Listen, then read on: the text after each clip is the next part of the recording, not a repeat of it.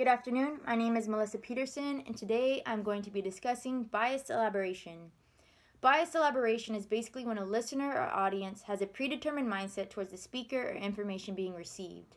The listener's mind is set to believe something regardless of facts or supporting data based off of biases alone.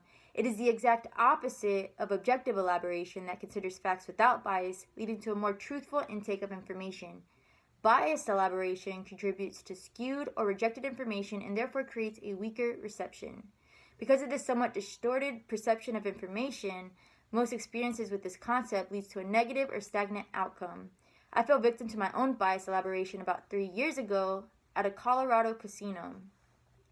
I was in a Texas Hold'em hand and at the time considered myself a seasoned poker player, having won multiple tournaments back home in Austin.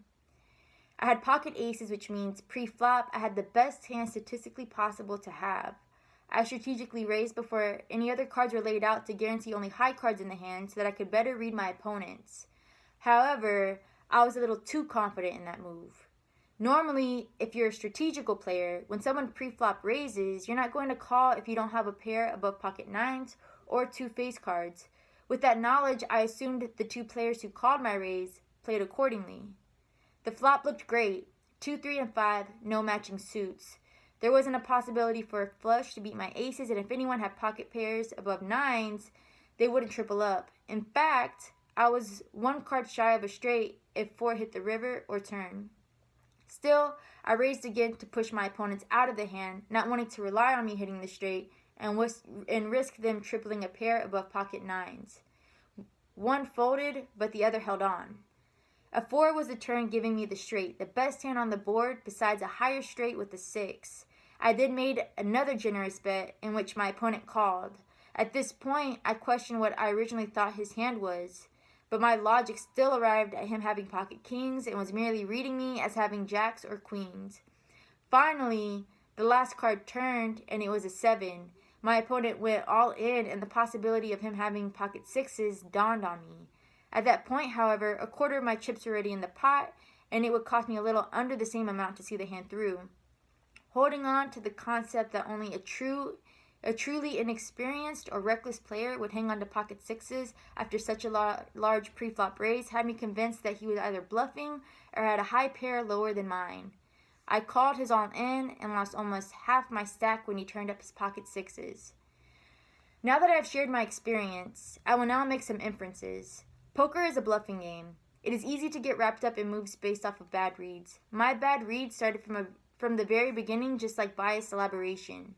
I assumed my opponent had high cards or a pocket pair lower than my aces, but above pocket nines, based off of strategies that most players exhibit.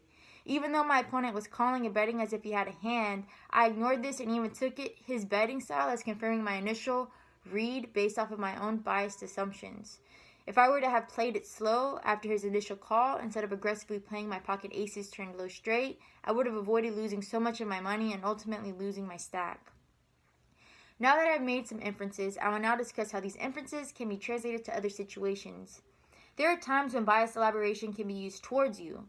For example, in workplaces, when that one time you were late has become slightly unforgettable amongst coworkers, especially the ones whose shift was prolonged because of your own tardiness, even if you spend the rest of that workday making up for being late. In many cases, addressing these biases once you recognize them can help alleviate the results of biased elaboration, such as letting that coworker know that you will take measures to ensure you will make it on time from now on. An awareness to biased elaboration during everyday life is a very useful skill. Avoiding that mind frame and recognizing it when it is used towards you could enhance communication and strengthen a relationship or situation.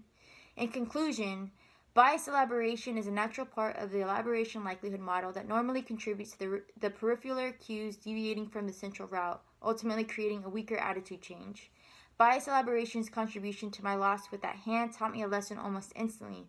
Never solidify my assumptions as facts, because when you do, there can be very unfortunate repercussions. Instead, practice objective elaboration, taking into consideration the facts. Fortunately, experiences, especially the negative ones, teach you the most, and although biased elaboration can sometimes lead to negative outcomes, there is always a lesson to be learned.